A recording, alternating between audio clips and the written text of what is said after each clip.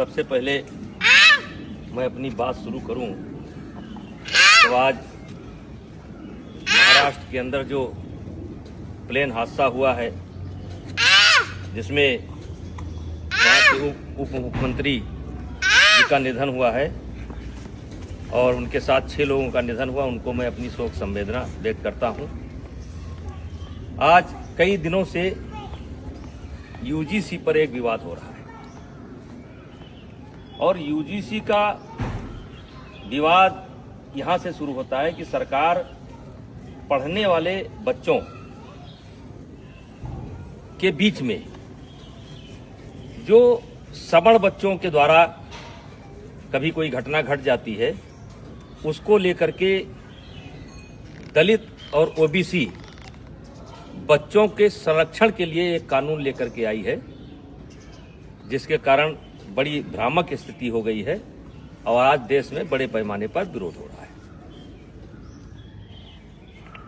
ये मेरे सामने कुछ बच्चे हैं, इसमें हमारे भी बच्चे हैं और दलित समाज और पिछड़े समाज लगभग हर समाज के बच्चे हैं। ये रोज साथ में खेलते हैं। कितने दिन से तुम लोग साथ में खेल रहे हो? 5 साल। 5 साल से ये बच्चे डेली शाम को आते हैं और खेलते हैं। फिर इनको कोई नाश्ता पानी? हाँ, जैसे लड्डू, मिठाई, चाय, आम, मटर, सीजनल। यानी जो घर पर रहता है वो ये लोग साथ में बैठ करके ये नाश्ता करते हैं। ये कोई कानून के तहत नहीं कर रहे हैं, ये कानून के बंदिश से नहीं खेल रहे हैं। ये हमारी सनातन की परंपरा रही है, हमारे नस नस में है। पंडित दीनदयाल जी ने कहा था कि जो नीचे हैं उनको ऊपर लाना है और यही हमारी सनातन परंपरा है, यही हमारी सवर्ण परंपरा है कि जो नीचे हैं उनके साथ भेदभाव ना करना, ऊपर लेकर के आना। इसका मिसाल ये किसी कानून के तहत नहीं हो रहा है। और आज मैं सरकार से कहना चाह रहा हूं कि समाज कैसे चलता है, ये ऑफिस में बैठ करके समाज को नहीं चलाया जा सकता है। समाज को चलाना है तो गांव आइए और गांव में देखिए कि बिना भेदभाव के, बिना किसी जातीय रंग के एक साथ बच्चे खेलते हैं। कोई बच्चा किसी की जात नहीं पूछता है। क्या आप चाहते हैं कि भविष्य में इस घर के अंदर एंट्री दी जाए तो ओबीसी को न दी जाए? क्या आप चाहते हैं इस घर में एंट्री दी जाए तो दलित को न दी जाए? क्या आप चाहते हैं ऐसा आप माहौल खड़ा कर रहे हैं? तो आपसे हाथ जोड़ करके विनती है, इस मामले को वापस लीजिए। और मैं अपील करना चाहता हूं, सवर्ण समाज से अपील करना चाहता हूं कि इसमें संपर्क करिए ओबीसी के लोगों से। ओबीसी समाज के जो समझदार लोग हैं उनसे संपर्क करने की जरूरत है। जो दलित समाज के समझदार बच्चे हैं उनसे संपर्क करने की जरूरत है और उनसे इसका विरोध कराना है, क्योंकि गांव में हम एक साथ रहते हैं। गांव में कोई शादी होता है, ब्याह होता है, हर आदमी का कोई ना कोई हक है, कोई ना कोई नेग है, हर तरीके से भागीदारी होती है। अभी मैंने सनातन कथा कराया, 1 जनवरी से लेकर के 8 जनवरी तक मैंने सनातन कथा कराया और जिसमें सदगुरु रितेश्वर महाराज जी ने कथा कहा। मैंने 52 जाति समाज के जो धर्म गुरु थे उनसे उद्घाटन कराया, उनसे एक एक वृक्ष लिया और मैं सनातन वाटिका बनाने जा रहा हूं। आपने तो कानून बना करके हमारे उस मिशन को स्वाहा कर दिया। आकर के आइए हम आपको दिखाते हैं कि कौन सा समाज ऐसा है जिसने उस कथा में भागीदारी नहीं की है, सहयोग नहीं किया है। तो ये कोई नई परंपरा नहीं है, ये हमारी सनातन परंपरा है, ये हमारी परंपरा रही है। इसमें कानून की कोई जरूरत नहीं है। हाँ, कोई बच्चा गलती करता है जो क्षमा करने योग्य नहीं है तो उसको आप सजा दीजिए। यदा कदा घटनाएं घट जाती हैं, सजा दीजिए, उसमें कोई विरोध नहीं है।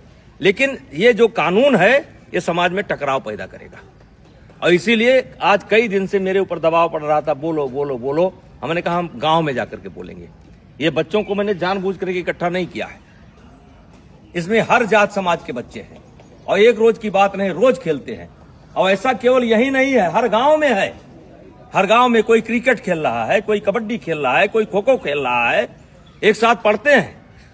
वैसे भी इसके पहले आपने कानून बनाए, दलितों के ऊपर अत्याचार ना हो इसके लिए कानून बनाए। क्या दलितों के ऊपर अत्याचार रुक गया? महिलाओं के साथ अत्याचार ना हो उसके लिए कानून बनाए आप, क्या वो रुक गया?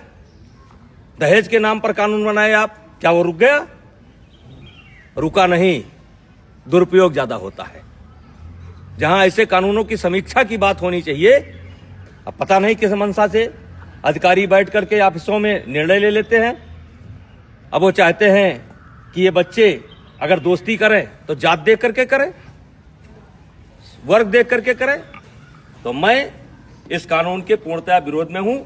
अगर जरूरत पड़ेगी तो आंदोलन होगा, लेकिन आंदोलन में केवल क्षत्रिय नहीं होंगे, सनातन धर्म के मानने वाले सब होंगे, दलित भी होंगे, पिछड़े भी होंगे। ऐसे कानून की जरूरत नहीं है जो कानून हमको बांटता हो। ऐसे कानून की जरूरत नहीं है। तो कृपया हाथ जोड़ करके विनती है, मैं बहुत छोटा आदमी हूं, मैं जानता हूं कि इसका असर पता नहीं आप पर पड़े कि ना पड़े, लेकिन ये गांव ऐसे नहीं चलता है। अगर इस लोकतंत्र को जिंदा रहना है तो गांव में क्या हो रहा है इसको देखना पड़ेगा। ऑफिस में बैठ करके आप गांव को नहीं देख सकते। तो कृपया यह बंद करिए। सवर्णों के बीच में झगड़ा होता है, ब्राह्मणों ठाकुरों के बीच में भी झगड़ा होता है, दलितों के बीच में झगड़ा होता है। कहां तक आप कानून बनाएंगे? तो भाईचारा स्थापित करिए। और ये जो कानून है ये समाज को फाड़ फाड़ कर देगा, और इससे आने वाले समय में देश का बहुत नुकसान होगा, राष्ट्र का बहुत नुकसान होगा, समाज बढ़ जाएगा। कृपया हाथ जोड़ करके विनती है, ऐसे कानून न लाएं। कहने को तो बहुत कुछ इच्छा है, बोला जा सकता है, लेकिन बोलने की कोई आवश्यकता नहीं है। इस कानून से ये बच्चे बढ़ जाएंगे, ये जात देख करके दोस्ती करेंगे। कितने साल से आते हो तुम लोग? 5 साल से आते हो। और कुछ नाश्ता पानी मिलता है? हैं? खेलते हो? तो मैं जो लोग भी लेकर के आए हैं उनसे कहना चाहता हूं कि ये कानून आपका समाज में भेदभाव पैदा करेगा और ये बच्चे बढ़ जाएंगे, और ये देश के लिए अच्छा नहीं होगा। और मैं इस कानून में, वैसे मैं एबीपी का बयान देख रहा था, संतुलन की बात की गई है। इस कानून में संतुलन नहीं है। आपने एक पक्ष को अपराधी बना करके खड़ा कर दिया है, और वकील का भी मौका नहीं दिया कि इनका वकील कौन होगा। तो जो गलत करता है उसको सजा मिलनी चाहिए, चाहे क्षत्रिय समाज का हो, चाहे ब्राह्मण समाज का हो, चाहे किसी समाज का हो, वो सजा का हकदार है। उसका कोई समर्थन नहीं करेगा, हमारा कोई समाज समर्थन नहीं करेगा। लेकिन आप ये बच्चों में भेदभाव मत पैदा करिए, स्कूलों में भेदभाव मत पैदा करिए। और मैं फिर अपील करना चाहता हूं, दलित समाज के बच्चों को, जो पढ़े लिखे बच्चे हैं उनको अपील करना चाहता हूं, ओबीसी समाज के बच्चों को अपील करना चाहता हूं। ये देश हम सबका है, और इस देश में सौहार्द बनाए रखना हम सबकी जिम्मेदारी है। तो कृपया ऐसे कानून का समर्थन न करें। धन्यवाद।